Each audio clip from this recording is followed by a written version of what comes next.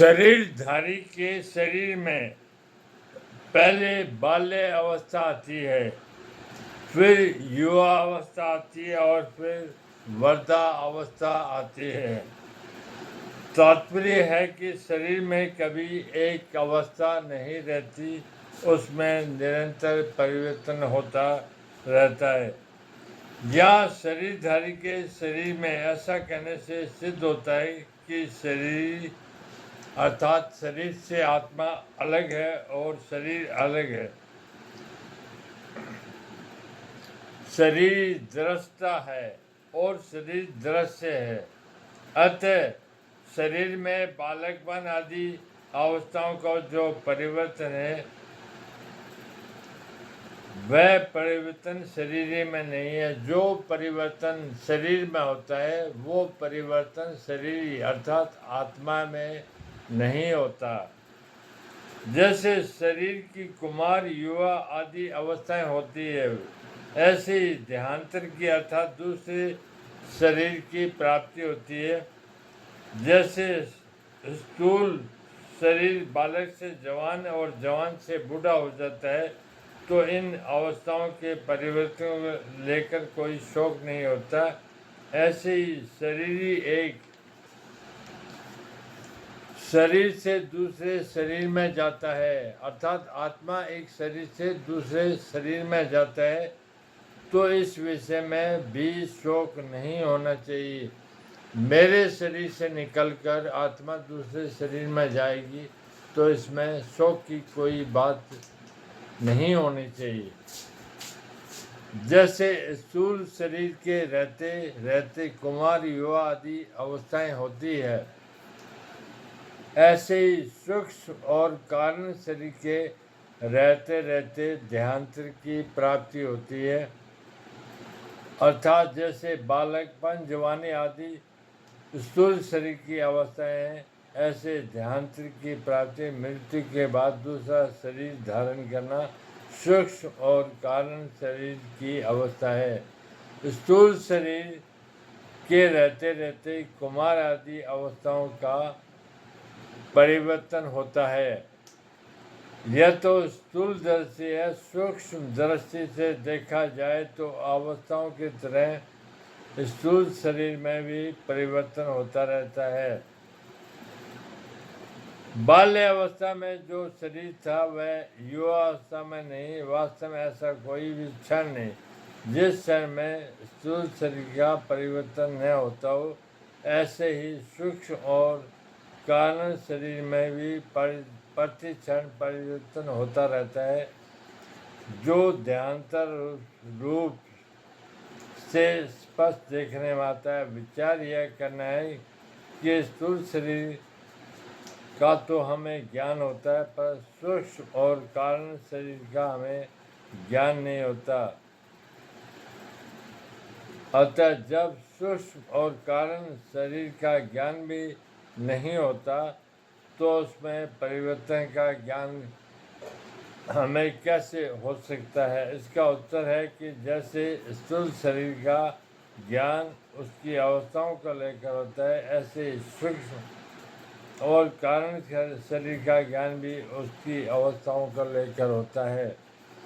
स्थूल शरीर की जागृत, सूक्ष्म शरीर की सपन और कारण शरीर की सुषुप्ति अवस्था मानी जाती है। मनुष्य अपनी बाल्य अवस्था में अपने को सपन में बालक देखता है, युवावस्था में सपन में युवा देखता है और वृद्धावस्था में सपन में वृद्ध देखता है। इससे सिद्ध हो गया कि स्थूल शरीर के साथ साथ सूक्ष्म शरीर का भी परिवर्तन होता रहता है। ऐसी सुषुप्ति अवस्था बाल्य अवस्था में ज़्यादा होती है, युवावस्था में कम होती है और वृद्धावस्था में बहुत कम हो जाती है। अतः इससे कारण शरीर का परिवर्तन सिद्ध हो गया। दूसरी बात,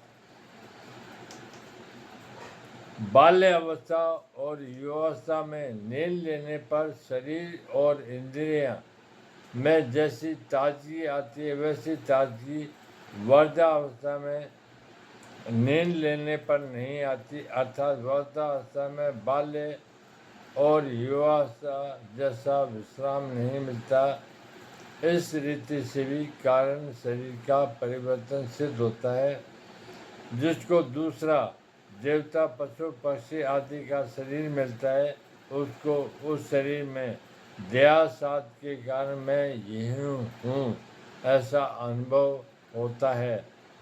तो यह सूक्ष्म शरीर का परिवर्तन हो गया। ऐसे ही कारण शरीर में स्वभाव प्रकृति रहता है, जिसको स्थूल दृष्टि से आदत कहते हैं। वह आदत देवता की ओर होती है तथा पशु पक्षी आदि की ओर होती है। तो यह कारण शरीर परिवर्तन हो गया। अगर शरीरी देही का परिवर्तन होता तो अवस्थाओं के बदलने पर भी मैं वही हूँ ऐसा ज्ञान नहीं होता, परंतु अवस्थाओं के बदलने पर भी जो पहले बालक था, जवान था,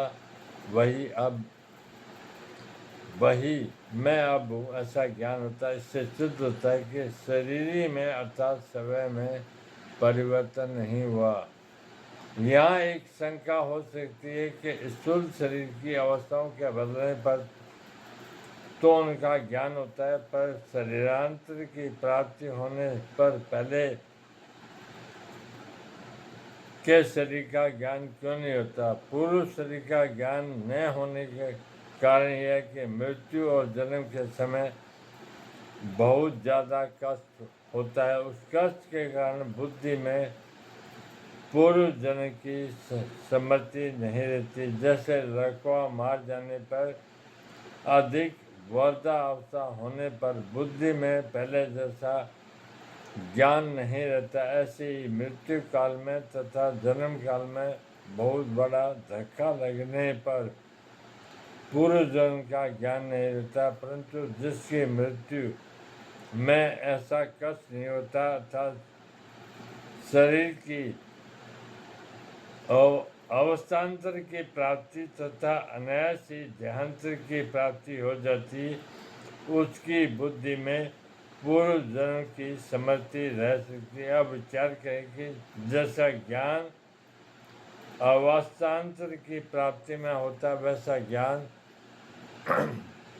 देहांतर की प्राप्ति में नहीं होता। परंतु मैं हूँ इस प्रकार अपनी सत्ता का ज्ञान तो सबको रहता है। जैसे सुषुप्ति गहरी निद्रा में अपना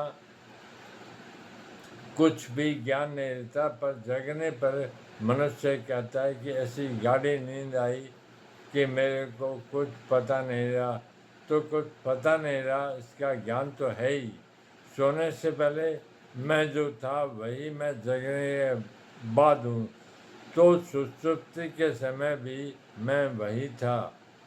इस प्रकार अपनी सत्ता का ज्ञान अखंड रूप से निरंतर रहता है। अपनी सत्ता के अभाव का ज्ञान कभी किसी को नहीं होता। शरीरधारी की सत्ता का सद्भाव अखंड रूप से रहता है, तभी तो मुक्ति होती है।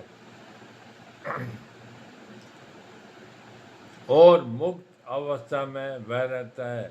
हाँ, जीवन मुक्त अवस्था में उसको शरीरांतरों का ज्ञान भले ही न हो, पर मैं तीनों शरीरों से अलग हूँ ऐसा अनुभव तो होता ही है। धीर वही है जिसको सत्य असत का बोध हो गया।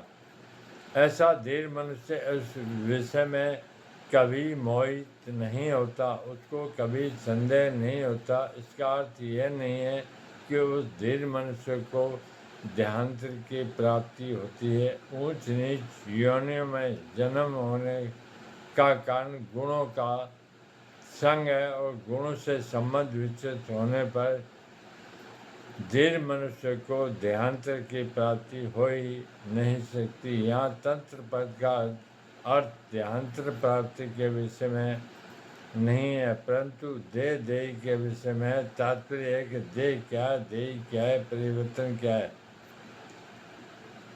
अपरिवर्तनशील क्या है, अनित्य क्या है, नित्य क्या है, असत्य क्या है, सत्य क्या है, विकारी क्या है।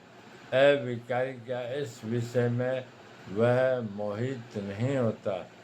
देह और देही समझता अलग है। इस विषय में उसको कभी मोह नहीं होता। उसको अपनी असंगता का अखंड ज्ञान रहता है।